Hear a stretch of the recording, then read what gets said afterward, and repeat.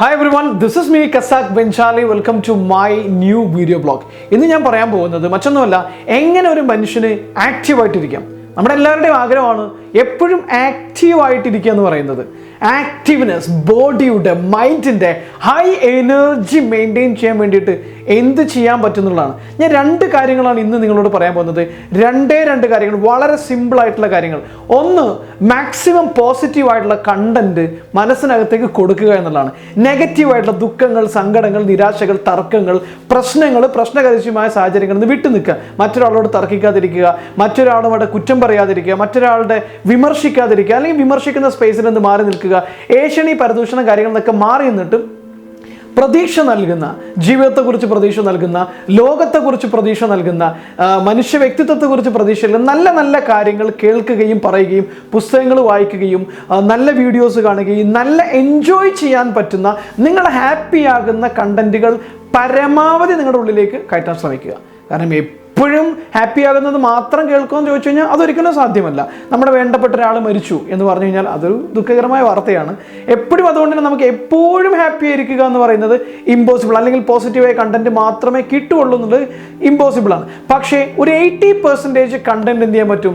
നമ്മൾ ചൂസ് ചെയ്ത് കഴിഞ്ഞാൽ നമുക്ക് സെലക്ട് ചെയ്യാൻ പറ്റും. 80% കണ്ടന്റിനെ നമുക്ക് ചൂസ് ചെയ്തുകൊണ്ട് നമ്മുടെ ഉള്ളിലേക്ക് പോസിറ്റീവായിട്ട് കയറ്റാൻ പറ്റും. ഗ്യാരണ്ടിയാണ്. നെഗറ്റീവായിട്ടുള്ള സാധനങ്ങൾ മാറ്റിവെക്കുക, പരമാവധി പോസിറ്റീവായുള്ള സാധനങ്ങൾ തേടി പിടിച്ചു വരിക. പക്ഷെ പോസിറ്റീവായിട്ടുള്ള കണ്ടന്റിന്, പോസിറ്റീവായിട്ടുള്ള ഇൻപുട്ടിന് ഒരു പ്രത്യേകതയുണ്ട്.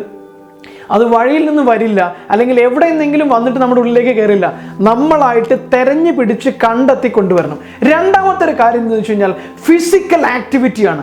നിങ്ങൾ ഒരു ദിവസത്തിൽ ഒരു 10 മിനിറ്റെങ്കിലും ഫിസിക്കൽ ആക്ടിവിറ്റി ചെയ്തിരിക്കണം. ഞാൻ പറയുന്നത് ഒരു മണിക്കൂറെങ്കിലും നടക്കാൻ പോകുന്ന, അല്ലെങ്കിൽ ഓടാൻ പോകുന്ന ഒരാളാണ് ഞാൻ. ഡെയിലി പരമാവധി ദിവസങ്ങളിലൊക്കെ വലിയ പ്രോഗ്രാമിൻ്റെ ബിസി ഷെഡ്യൂളോ, അല്ലെങ്കിൽ നടക്കാൻ ഒട്ടും കഴിയാത്ത, അല്ലെങ്കിൽ ഓടാൻ പോകാൻ കഴിയാത്ത ഏതെങ്കിലും രാജ്യത്തോ ഒക്കെ ചെല്ലുമ്പോൾ മാത്രം ഒഴിച്ചു കഴിഞ്ഞാൽ, വീട്ടിലോ, ഇവിടെ കേരളത്തിലാണെങ്കിലും യുഎയിലാണെങ്കിലും ഇനി ഏതെങ്കിലും GCC രാജ്യത്താണെങ്കിലൊക്കെ മിക്കവാറും എല്ലാ ദിവസവും ഒരു 1 hour ഏതെങ്കിലും തരത്തിലുള്ള ഫിസിക്കൽ ആക്ടിവിറ്റി ചെയ്യാറുണ്ട് ഞാൻ.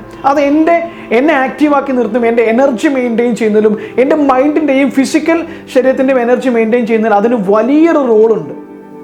അതോടൊപ്പം തന്നെ രാവിലെ ഒരു എക്സസൈസ് ചെയ്ത് കഴിഞ്ഞു എന്ന് കൂടിയിട്ട് നിർത്താൻ പാടില്ല. നിങ്ങൾ ഓഫീസിൽ ഇരിക്കുന്ന സമയത്താണെങ്കിലും, അല്ലെങ്കിൽ വേറെ എവിടെയെങ്കിലും ഇരിക്കുന്ന സമയത്ത് ഒരു 2 മണിക്കൂർ അല്ലെങ്കിൽ 3 മണിക്കൂർ കഴിഞ്ഞ് കഴിഞ്ഞാൽ 2 മിനിറ്റെങ്കിലും ബോഡിയോ നനക്കിയിട്ട് ബോഡിയുടെ ബ്ലഡ് സർക്കുലേഷൻ ഒന്ന് ഉറപ്പ് വരുത്തുക. 2 മിനിറ്റ് ജമ്പ് ചെയ്ത് കഴിഞ്ഞാൽ you can maintain the high potential energy. Because നമ്മൾ ഈ ലൈഫിൽ കുറഞ്ഞ കാലമേ ജീവിക്കാൻ പോകുന്നുള്ളൂ. നമ്മൾ ഇവിടെ ജീവിക്കാൻ പോകുന്ന ഒരു ആക്റ്റീവായിട്ട് ആരോഗ്യത്തോടെ ജീവിക്കാൻ പോകുന്ന ഒരു 70 വർഷം 80 വർഷം, മാക്സിമം 100 years, അത്രയുള്ളൂ. അതിനപ്പുറത്തേക്ക് നമുക്ക് കഴിയില്ല. അപ്പോൾ ഉള്ള ഓരോ ദിവസവും നമുക്ക് ഹൈ എനർജിയോട് കൂടിയിട്ട് തന്നെ ജീവിക്കണമെങ്കിൽ നമ്മുടെ ബോഡിയുടെയും മൈൻഡിൻ്റെയും എനർജി മെയിൻറ്റെയിൻ ചെയ്യുക എന്ന് പറയുന്നത് വളരെ പ്രധാനമാണ്. അപ്പോൾ 2 കാര്യങ്ങളാണ്: മാക്സിമം പോസിറ്റീവ് കണ്ടന്റിനുള്ളിലേക്ക് കൊണ്ടുപോകുക, 2 ഫിസിക്കലായിട്ടുള്ള ആക്ടിവിറ്റി മെയിൻറ്റെയിൻ ചെയ്യുക. ഇനി ഫിസിക്കൽ ആക്റ്റീവ്നെസ്സിന് അഡീഷൻ ആയിട്ട് പറയാനുള്ളത് അൺസ്റ്റോപ്പബിൾ ആയിരിക്കുക എന്ന് പറയുന്നത്. എവിടെയും ചടഞ്ഞുകൂടി ഇരിക്കാതിരിക്കുക. നിങ്ങൾക്ക് ഒന്നും ചെയ്യാനില്ലെങ്കിൽ യൂട്യൂബിൽ എന്തെങ്കിലും ഇൻഫോർമേറ്റീവ് ആയിട്ടുള്ള കാര്യമെങ്കിലും നിങ്ങൾ കേട്ടുകൊണ്ടിരിക്കുക. ഇൻഫോർമേറ്റീവ്, നോട്ട് പോണോഗ്രഫി, അല്ലെങ്കിൽ ലൈറ്റ് എറിയോട്ടിക് ആയിട്ടുള്ള കാര്യങ്ങളോ, അല്ലെങ്കിൽ എറിയോട്ടിക് ആയിട്ടുള്ള കാര്യങ്ങളോ, അല്ലെങ്കിൽ എക്സ്ട്രീം എറിയോട്ടിക് ആയിട്ടുള്ള കാര്യങ്ങളോ കാണുക എന്നതിനെ കുറിച്ചല്ല ഞാൻ പറഞ്ഞത്.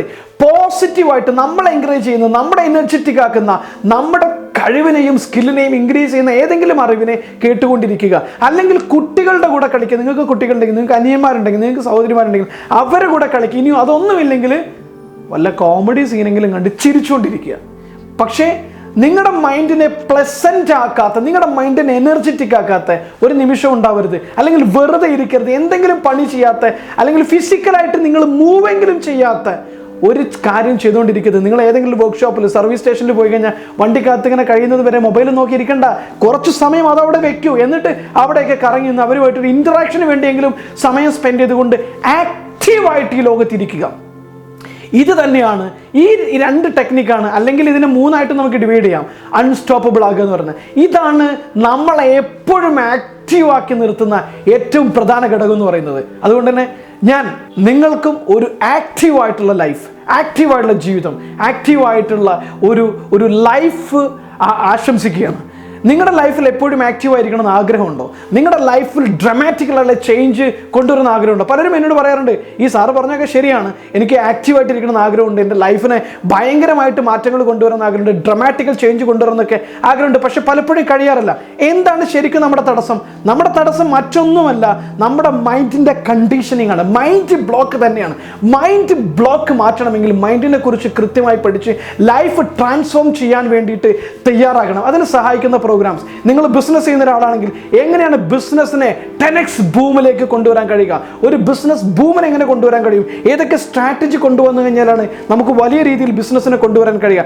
എങ്ങനെയാണ് നമ്മുടെ ഹ്യൂമൻ പവറിനെ നല്ല പൊട്ടൻഷ്യലായിട്ട് നമുക്ക് മെയിൻറ്റെയിൻ ചെയ്യാൻ കഴിയുക? ബിസിനസ് സ്ട്രാറ്റജി എന്താണ് അറിഞ്ഞിരിക്കണം. അതുപോലെ തന്നെ നമ്മുടെ ലീഡർഷിപ്പ് സ്കിൽ ഇമ്പ്രൂവ് ചെയ്യാൻ, ബിസിനസ്സിലാവട്ടെ, സോഷ്യൽ ലീഡർഷിപ്പ് ആവട്ടെ, അല്ലെങ്കിൽ പബ്ലിക് സ്പീക്കിംഗ് ഇമ്പ്രൂവ് ചെയ്യാൻ, ഇതൊക്കെ ആഗ്രഹിക്കുന്ന, ലൈഫിനെ എപ്പോഴും മുന്നോട്ട് കൊണ്ടുപോകാനും ലൈഫ് ചേഞ്ച് ചെയ്യാനും ആഗ്രഹിക്കുന്ന ആളാണെങ്കിൽ നിങ്ങൾക്ക് അതിനുള്ള അവസരം ബെഞ്ചാലി ലൈഫ് ഇന്റർനാഷണൽ ഒരുക്കുന്നുണ്ട്. താഴെ കാണുന്ന നമ്പറിൽ കോൺടാക്ട് ചെയ്താൽ മതി. നിങ്ങളുടെ അടുത്ത നഗരങ്ങളിൽ പല രീതിയിലുള്ള പല പ്രോഗ്രാമുകൾ നമ്മൾ ചെയ്യുന്നുണ്ട്. അതിൽ നിങ്ങൾക്ക് പങ്കെടുക്കാവുന്നതാണ്. Thank you so much. ഒരിക്കൽ കൂടി ഞങ്ങളുടെ വീഡിയോ വാച്ച് ചെയ്തതിന് ഒരുപാട് നന്ദി.